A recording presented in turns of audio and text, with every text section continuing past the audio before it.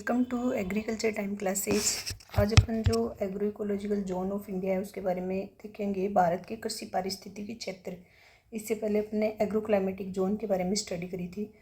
तो अपन सबसे पहले देखते हैं कि एग्रो इकोलॉजिकल रीजन्स हैं तो उनको इंडिया ICAR के अनुसार तो ये 8 भागों में डिवाइड करा गया था। ICAR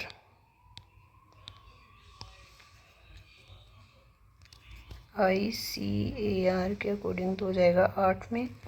और जो national bureau soil survey and land use planning के अकॉर्डिंग हो जाएंगे 21 एग्रो क्लाइमेटिक जोन्स में इनको डिवाइड करा गया है।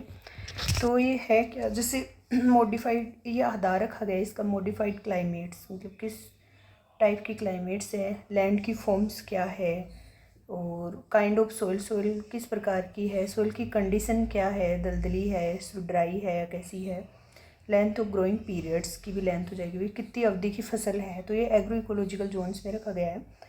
तो अपन इसके बारे में डिटेल से पढ़ लेते हैं थोड़ा सा। UPSC के एग्ज़ाम में भी पूछ लिया जाता है, विभिन्न एग्ज़ाम में पूछा जाता है। जो राजस्थान से रिलेटेड हैं वो तो हैं ही हैं, जैसे 5वें एग्रो इकोलॉजिकल जोन्स में अपने राजस्थान को रखा गया है, राजस्थान की जितनी भी फसलें हैं। तो इसमें इसके बारे में थोड़ा सा देख लेते हैं। इंट्रोडक्शन में दे रखा है कि इंट्रोडक्शंस में है कि agro ecological refer to the interactions between crop, soil and climate. फसलों, मिट्टी और जलवायु के बीच पारस्परिक क्रिया, मतलब इसके संबंध को दर्शाता है। India agriculture is highly diverse due to wide variation in climate and soil. इसलिए इंडियन जो एग्रीकल्चर कृषि है वो बहुत ही डाइवर्स है। किस कारण से है? क्लाइमेट और सोइल के कारण से। सीधी सीधी लाइनें दे रखी है, इसमें हिंदी में कन्वर्ट वाला कोई है नहीं ऐसा।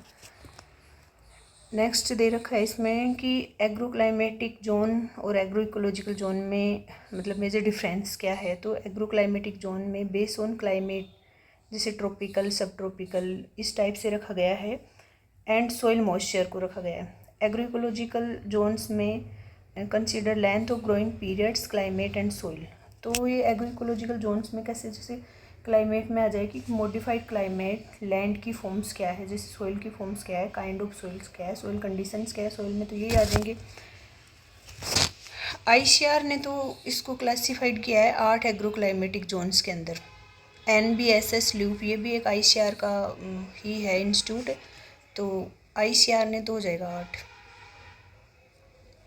वो national bureau of soil survey and land use planning, इसने करा था 21 एग्रो क्लाइमेटिक जोन्स के अंदर। अभी 21 हो गया है ये एग्रो इकोलॉजिकल जोन्स। नेक्स्ट देखते हैं अपन कि बेसिस ऑफ क्लासिफिकेशंस का बेसिस क्या रखा था। सोइल टाइप, सोइल किस टाइप की है वो, जैसे सोइल में और भी आ जाएंगे इसमें काइंड ऑफ सोइल,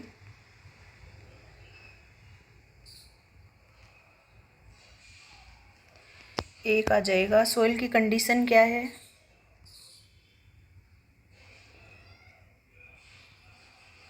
सोइल की कंडीशंस, और लैंड की फॉर्म्स आ जाएगी। सोइल की फॉर्म्स किस टाइप्स की है, लैंड फॉर्म्स, फिजियोग्राफी, क्लाइमेट और लेंथ ऑफ ग्रोइंग पीरियड्स, ये 4 आधार। इसमें से कोई सा भी एक एग्रो क्लाइमेटिक जोन्स वाला दे देंगे, यहाँ से पूछा जा सकता है क्वेश्चन। नेक्स्ट देखते हैं अपन कि agro ecological regions of India. ICAR के अकॉर्डिंग तो अपन ने पढ़ाई था कि ये 21 रीजन्स हैं। NBSS ICAR divided into 21 regions base on physiography, soil and LGP। ये ICAR के अकॉर्डिंग तो 8 हो जाएंगे। ये भी ICAR का इंस्टीट्यूट ही है, NBSSN अगर वैसे पूछा जाए तो। और ICAR के अकॉर्डिंग पे अगर वो NBSS LUP वाला नहीं दे रखा हो, वैसे ICAR के अकॉर्डिंग हो जाएंगे 8। एग्जाम्पल इसके ये एग्जाम्पल दे दिए कि भाई इनको western Himalaya, eastern plateau, western ghat, Deccan plateau इनको रखा गया है। तो ये सिर्फ एग्जाम्पल दिए हैं, आगे पूरे इनके डिटेल आएगी। 1 से 10 फिर 11 से 12 नेक्स्ट स्लाइड में है। तो 1 से 10 के बारे में देख लेते हैं अपन कि वेस्टर्न हिमालय में वीट, बार्ले और एप्पल की खेती होती है। ईस्टर्न हिमालय में राइस और मेज़। लोअर गंगेटिक प्लेन्स में जूट और राइस। सेंट्रल प्लेट्यू में सोयाबीन और पल्सेज। तो आप ऐसे थोड़ा सा अंदाज़ा लगा सकते हैं या इनको डिटेल से पढ़ना हो तो वैसे ये राजस्थान का वेस्टर्न ड्राई रीजन से इम्पोर्टेंट हो गया। बाजरा और मस्टर्ड। साउथर्न प्लेट्यू कॉटन्स और ग्राउंडनट। ईस्टर्न प्लेट्यू राइस और कोकोनट। वेस्टर्न कोस्टल्स कोकोनट और कैशूनट। और गुजरात प्लेन्स कोकोनट और ग्राउंडनट। वेस्टर्न घाट स्पाइसेस और कॉफ़ी। जैसे पल्सेज हाईएस्ट कहाँ प्रोडक्शंस होता है तो एमपी में है तो सेंट्रल प्लेट्यू में हो जाएगा। तो आप स्टेट के अकॉर्डिंग भी याद कर सकते हैं। क्रॉप वाइज भी अगर आपको थोड़ा सा पता हो कि कौन से स्टेट में ज़्यादा ही क्रॉप होती है तो उस हिसाब से भी आप इनको देख सकते हो। नेक्स्ट देखते हैं अपन 11 से लेके 20 वाला। ईस्टर्न प्लेट्यू राइस और मेज, वीट और राइस नॉर्थ प्लेन्स के अंदर आ जाएगा। सेंट्रल हाईलैंड के अंदर सोयाबीन। डेक्कन प्लेट्यू में कॉटन आ जाएगा। ईस्टर्न हिल्स में टी और जिंजर अदरक वाला। और नॉर्थ ईस्ट हिल्स में पाइनएप्पल और राइस। आइलैंड में अंदर कोकोनट और स्पाइसेस। 18 से 20 में regional specialisation with diverse crops को रखा गया है। तो आप इनको थोड़ा सा पढ़ सकते हो। धन्यवाद।